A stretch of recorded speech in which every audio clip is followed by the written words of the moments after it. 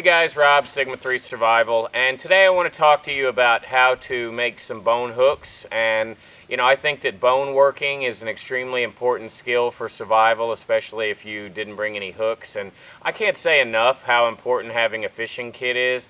If I have one food gathering, item that I'm going to bring in my kit every single time without any doubt in my mind is always going to be a fishing kit. Even if there aren't any fish around, I can catch pretty much anything you can imagine with a good set of hooks and some decent line. You can even catch dogs. You can catch, I've known old rednecks to run trot lines with some corn and some treble hooks and catch an entire flock of turkeys, for a kit that doesn't even weigh a pound. That's a pretty good investment.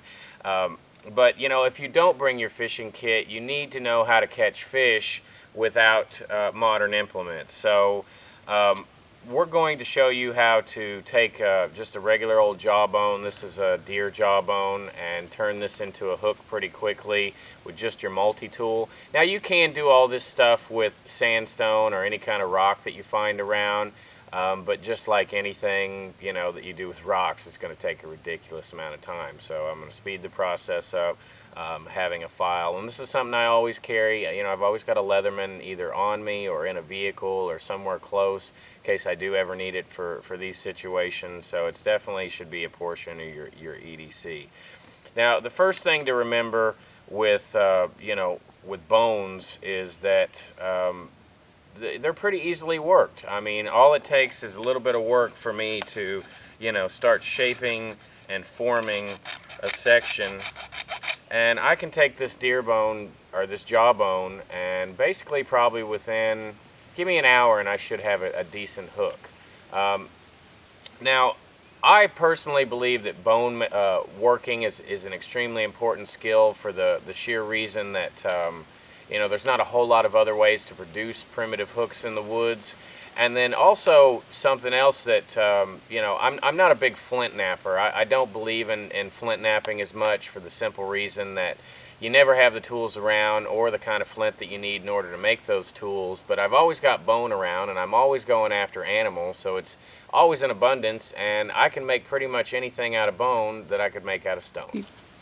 Alright, so there's no real secret, there's no rocket science to making bone tools. It's basically look at, the bone that you have and try to pick the objects out, that you're trying to create, within the shapes that are given to you. Like, so this jawbone is going to be great for a hook.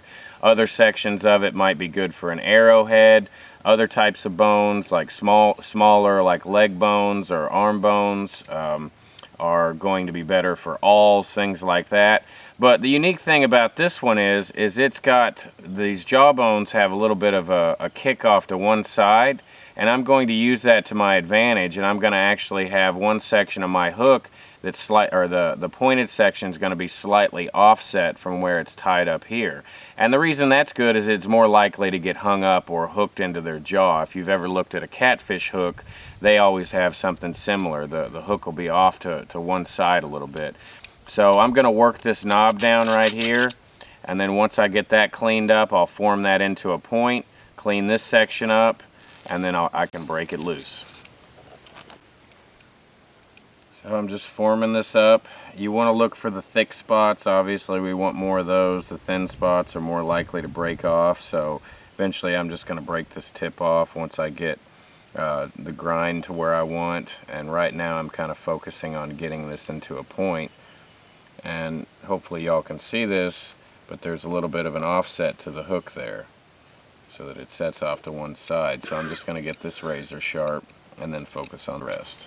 Alright, so I've got my hook outlined, and so right now that I've pretty much got this section of it done, I'm going to go ahead and bust off what I need here. And I've done a score right there, and I'm going to do one on the back side. And then as soon as I get this scored, then I'm just going to take a little rock and peck it, and it'll break right there. Alright, so once you get your shape outlined, then go ahead and make a score across the bottom here, and I just snapped that right off. And now I'm looking for just the finishing touches. I'm going to smooth out this edge along the bottom, kind of round it out, and then I'm going to clip this little tail off here, and then add an attachment point for my fishing line.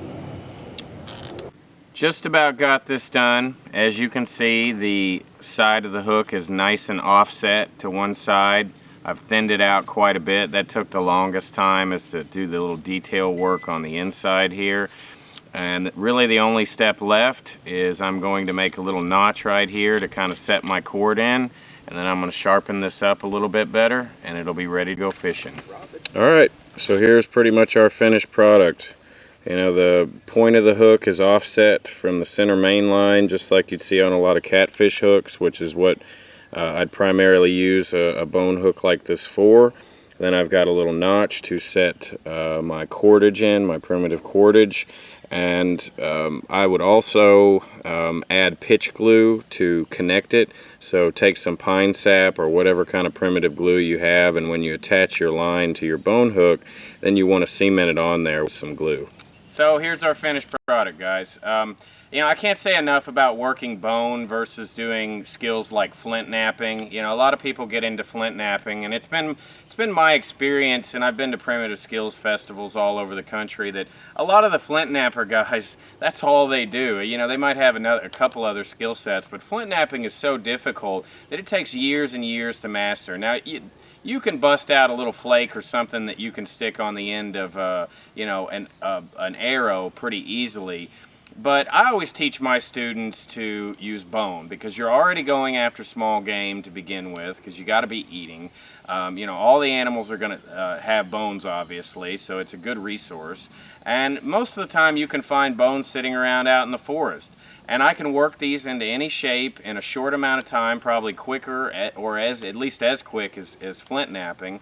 I can make arrowheads that will penetrate just as deeply. I can make bone fish hooks. I can make awls. There's just a plethora of different tools that I can make out of bone. So there's really no rocket science to it. It's just try to find a shape in the bone, you know, score out that section so that you can break that section off, and then just whittle it down with whatever tools you have. If you don't have a file on your, you know, everyday multi-tool EDC carry, then you're going to have to use rocks or something else. And I'll tell you guys, if you got to use rocks, it takes forever.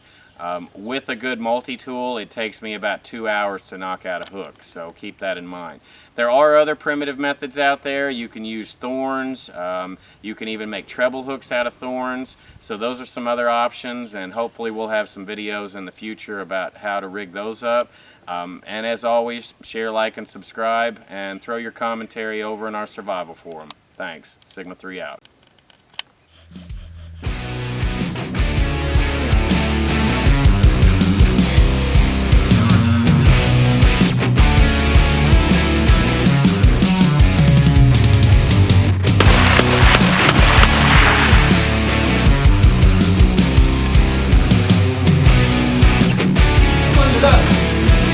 Tell me.